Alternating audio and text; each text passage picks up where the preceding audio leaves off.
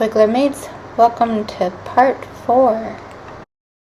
Now we have all this room again, and this is actually the second bin that we hadn't even started baiting in yet. So in goes the material from the second bin to this smaller hold basket, and we'll let them work their way down.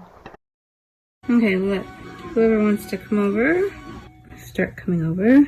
And we'll agitate the larger basket. We have a very full basket so far. After leaving this basket for a little while, you can see that the worms really had gone for their descent into their new home. There's not too many worms left in here, so it was a good idea to wait and do something in between. I would not call this good lighting, but the daylight has passed. Back into my groove here, getting all of these castings up, and little worm here, they're out, putting them into the castings bin. It looks like I can get some pretty good handfuls at this point that are worm free. And I will be able to empty this basket in seconds, which will allow me all of that room to fill the basket back up. So those worms can start going down into their new home, and I can continue either harvesting the top or going over to a different baiting in basket and do some work over there. The joys of baiting in.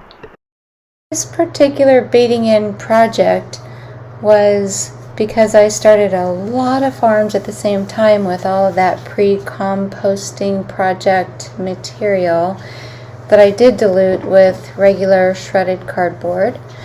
So I had a lot of farms ready to be harvested at the same time, and tonight was the night to get them started. So we do 2 tonight, and I think 4 or maybe 6 starting tomorrow. Before going over to the other basket, just want to make sure that these guys are agitated enough and the material is pressed up against the sides, so we're using all of the surface area for them to bait themselves into. Going next door again. First, check into the second bin that has been put into this larger basket. Looks like a lot of them really have gone down, so maybe only the really larger ones have a harder time, because this is looking pretty good. It's definitely reducing the population pretty quickly. Oh, full to the brim. Nice and heavy. I'm so happy to have you along on this journey. It really is very cool. This is a great method. I hope you give it a try. We're calling it BIDTM. That's baiting in downward migration, the T method. It's really efficient. It's not labor intensive. This looks like it took a long time because I broke this into 5 parts, but I did 2 full farms in one evening, and I'm completely set up, ready to start tomorrow. I think 6 farms will be in this harvest.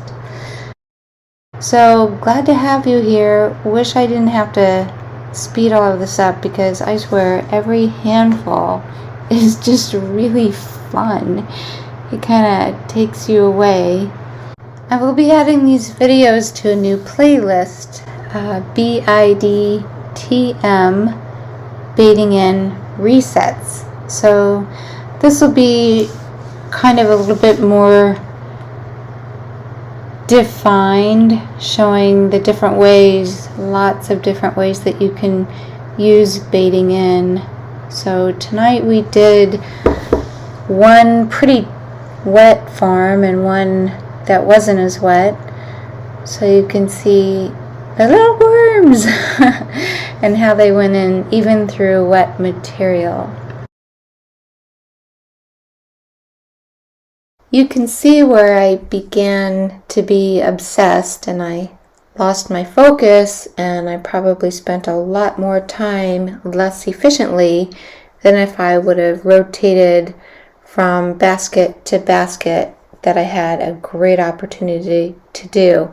But instead, I obsessed over here for a bit. Thanks for hanging with me, and we've got one more section coming up.